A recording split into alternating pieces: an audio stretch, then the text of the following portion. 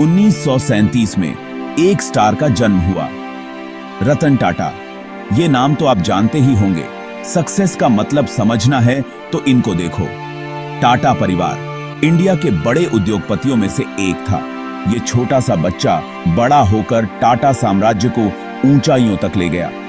बचपन के अनुभवों ने उनके चरित्र को ढाला। चुनौतियों के बावजूद उनका दृढ़ संकल्प चमकता रहा। एक यात्रा जिसने भारतीय उद्योग जगत को बदल दिया। रतन टाटा के भविष्य को आकार देने में शिक्षा ने अहम भूमिका निभाई। उन्होंने अपनी पढ़ाई में बहुत अच्छा प्रदर्शन किया। सबसे पहले मुंबई के प्रसिद्ध कैथेड्रल और जॉन कॉनन स्कूल से। फिर वो शिमला के बिशप स्कूल चले गए, जहां उनके एक्सपीरियंस और भी बढ़े। ज्ञान की तलाश उन्हें दुनिया भर में ले गई। उन्होंने अमेरिका की कॉर्नेल यूनिवर्सिटी से आर्किटेक्चर में डिग्री हासिल की। इसके बाद उन्होंने हार्वर्ड बिजनेस स्कूल से मैनेजमेंट प्रोग्राम किया, जिससे उन्हें ग्लोबल लेवल पर लीड करने के लिए स्किल्स मिले। विश्व स्तरीय शिक्षा से लैस होकर रतन टाटा भारत लौट आए। उन्होंने टाटा स्टील में अपने करियर की शुरुआत की, वो भी बिल्कुल नीचे से। इस एक्सपीरियंस ने उन्हें टाटा समूह के कामकाज और कड़ी मेहनत के महत्व को गहराई से समझने में मदद की। 1991 में रतन टाटा ने टाटा समूह के चेयरमैन का पोजीशन भार संभाला। यह भारत में बड़े बदलाव और अनिश्चितता का समय था। देश अपनी अर्थव्यवस्था को खोल रहा था, जिससे अवसर और चुनौतियां दोनों सामने आ रही थीं। रतन टाटा का विजन स्पष्ट था, टाटा समूह को एक ग्लोबल पावर हाउस बनाना। उन्होंने नए आइडियाज को बढ़ावा दिया, टेक्नोलॉजी को अपनाया और नए बाजारों में कदम रखा। उनके लीडरशिप में टाटा समूह ने ऑटोमोबाइल से लेकर टेलीकम्युनिकेशन तक कई अलग अलग क्षेत्रों में कदम रखा।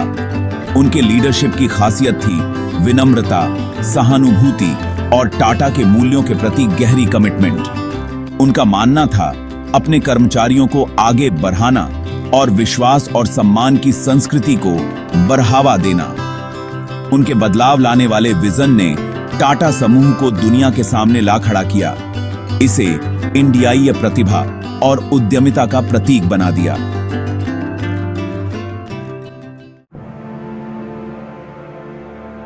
चौथा भाग, टाटा का ट्रांसफॉर्मेशन मजबूती से और मजबूती की ओर। रतन टाटा के चेयरमैन रहते हुए टाटा समूह ने अपार सफलता हासिल की। उन्होंने जगुआर, लैंड रोवर और टेटली जैसे प्रसिद्ध ब्रांडों के अधिग्रहण का लीडरशिप किया, जिससे समूह की वैश्विक उपस्थिति का विस्तार हुआ।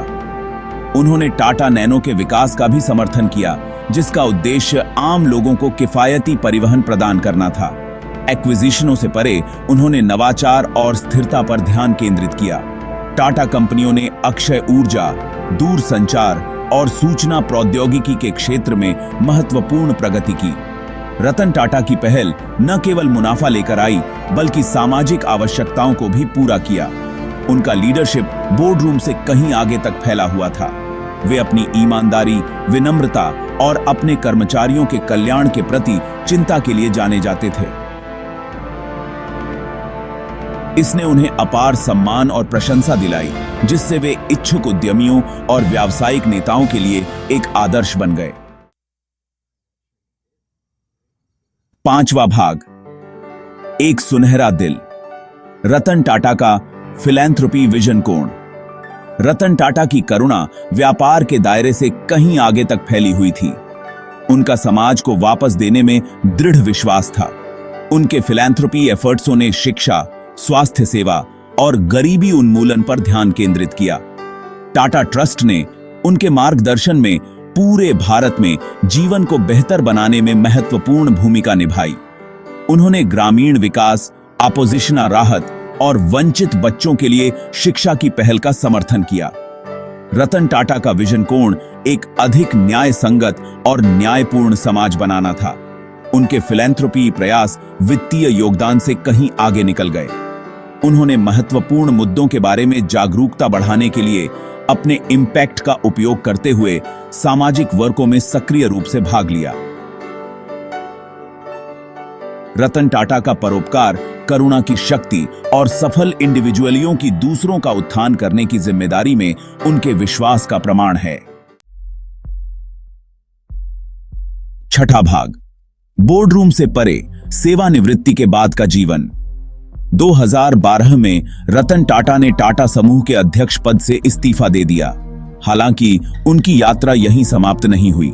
वे युवा उद्यमियों को सलाह देते रहे और स्टार्टअप में निवेश करते रहे। सेवानिवृत्ति ने उन्हें अपने जुनून को आगे बढ़ाने की अनुमति दी। वे स्थिरता और नवाचार के प्रबल पक्षधर बने रहे। उनका मानना था कि भविष्य को आकार देने के लिए युवा दिमागों में शक्ति होती है। उनके सेवानिवृत्ति के बाद के वर्षों को continuous commitment to making a difference द्वारा चिह्नित किया गया था। चाहे वह सामाजिक कारणों का समर्थन करना हो, उद्यमिता को बढ़ावा देना हो या बेहतर कल की वकालत करना हो, रतन टाटा की भावना हमेशा की तरह जीवंत बनी रही।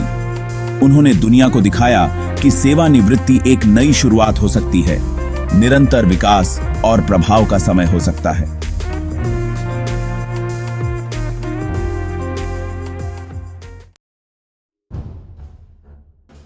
सातवां भाग, उत्कृष्टता की विरासत, रतन टाटा का स्था, एंड्यूरिंग इम्पैक्ट। रतन टाटा की कहानी लाखों लोगों के लिए प्रेरणा है। उनके जीवन और कार्य ने भारत और दुनिया पर एक अमिट छाप छोड़ी है। उनके परोपकारी प्रयासों ने अनगिनत लोगों के जीवन को छुआ है। वह भारत की भावना का प्रतीक हैं।